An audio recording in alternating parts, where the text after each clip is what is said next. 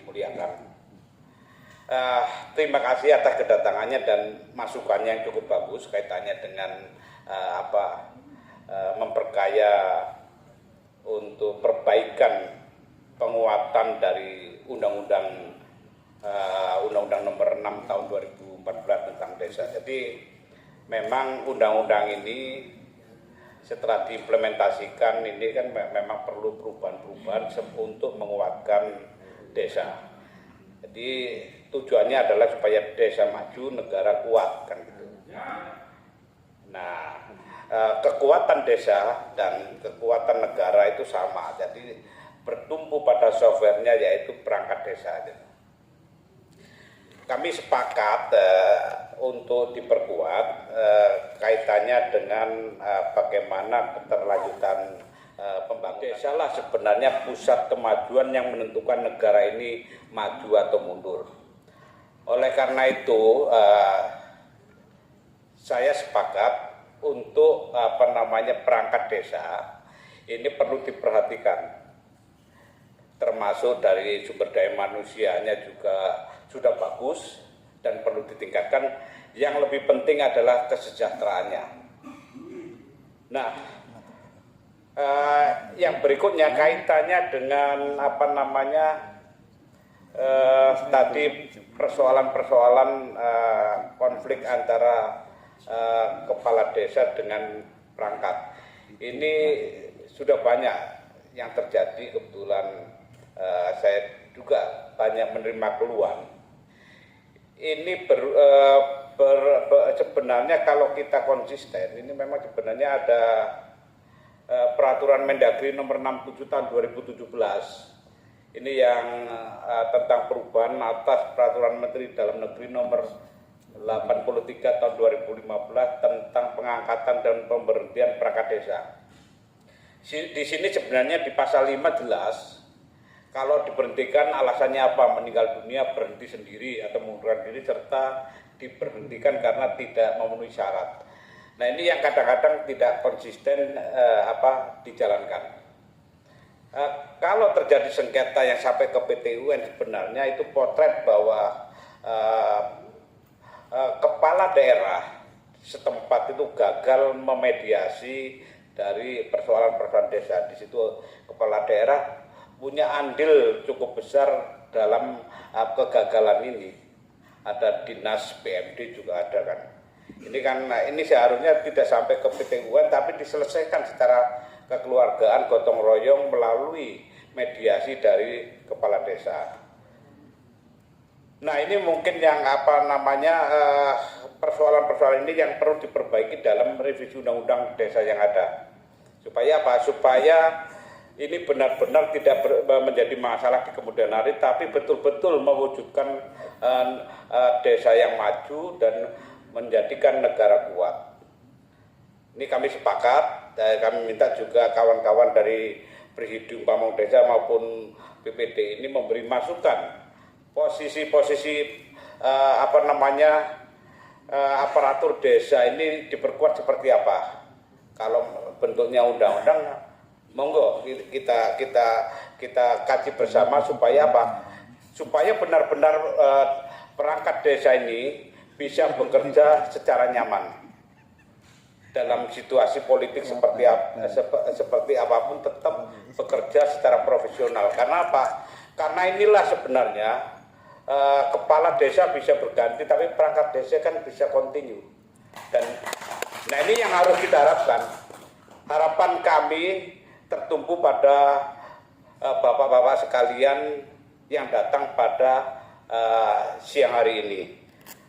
Oleh karena itu, sekali lagi kami minta dorongan dan mari kita bekerja bersama-sama bagaimana mewujudkan undang-undang ini supaya lebih sempurna dengan peraturan-peraturan yang itu. Terima kasih pimpinan.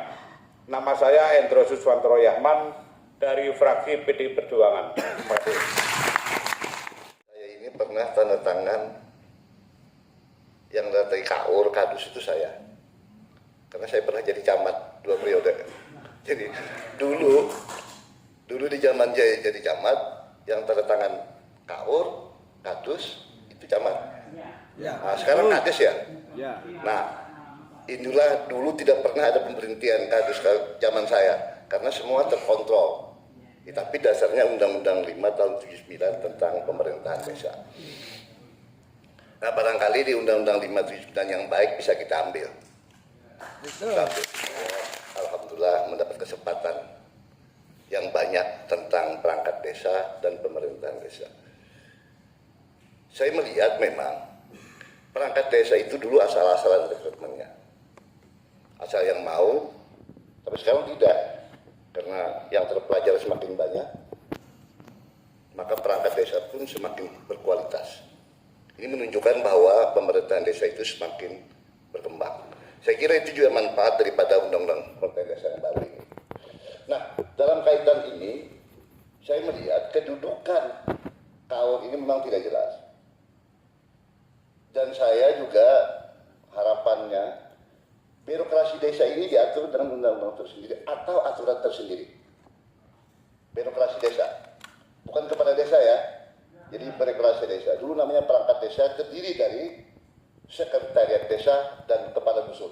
Nah itu bunyinya gitu. Nah karena ini perangkat desa ini sangat penting posisinya dan dia kerja sesuai dengan birokrasi aturannya, maka dia punya kedudukan yang kuat. Jadi kedudukan yang kuat itu nyatanya tidak mudah diberhentikan. Tidak mudah diberhentikan. Nah ini poin pertama dalam revisi Undang-Undang Desa atau nanti ada peraturan tentang perangkat desa atau aparatur pemerintah desa. Tidak mudah diberhentikan. Jadi pengertian masa atau pensiunnya adalah 60 tahun, saya kira itu sudah bagus. Tapi tinggal sampai nggak 60 tahun dia pensiun. Masa pensiun dia. Nah ini perlu diperketat aturan pemberhentiannya. Ketika ada pelanggaran terhadap aturan itu, maka kan begini contoh, kalau perangkat desa ini saya langsung ke teknis ya, saran saja ke teknis karena kami ini sangat teknis sekali memahami itu. Ketika perangkat desa itu diberhentikan oleh yang membuat, maka dia digugurkan dengan petun, maka kalau tidak dikembalikan, maka hak kepala daerah atau hak di atasnya untuk mengembalikan dia. Jadi kan tidak ada lagi konflik gitu. Dipaksa untuk menerima. Karena ada aturan hukumnya. Saya kira itu untuk kedudukan kepala daerah. Kemudian tentang penghasilan. Desa ini, mohon maaf, desa ini sejak ada Indonesia, sejak ada manusia di Indonesia, sudah ada desa.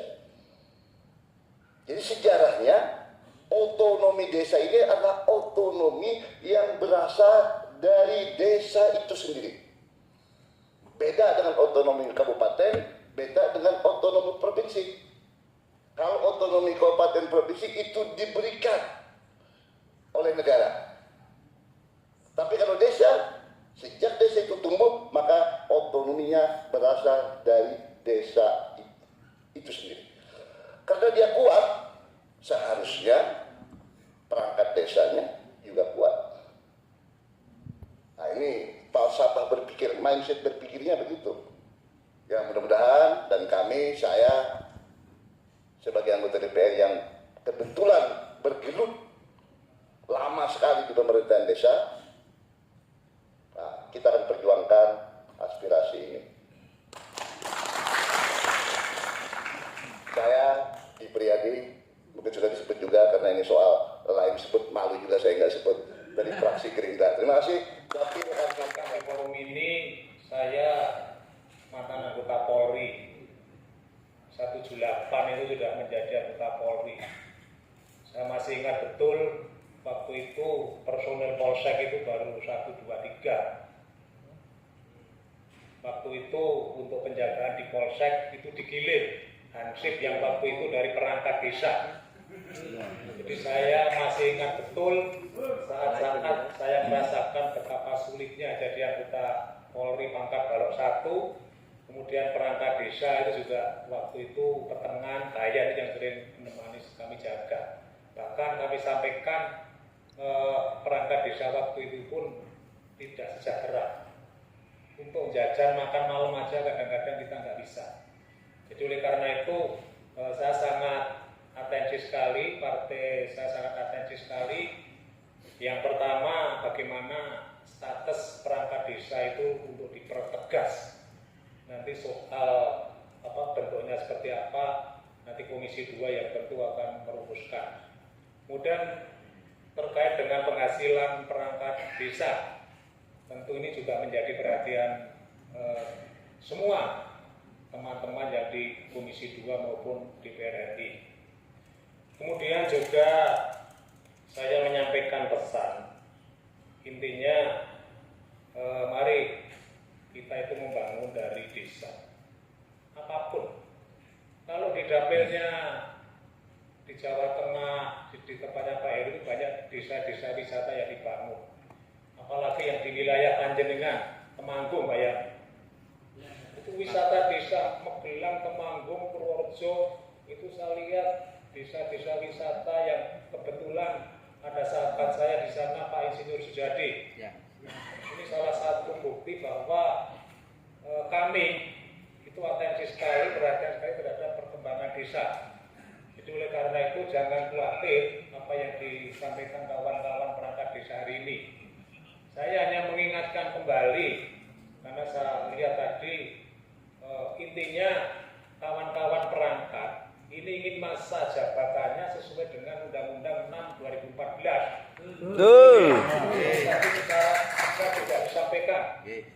Jadi intinya tetap perangkat desa selesai pada usia 60 tahun. Itu ya.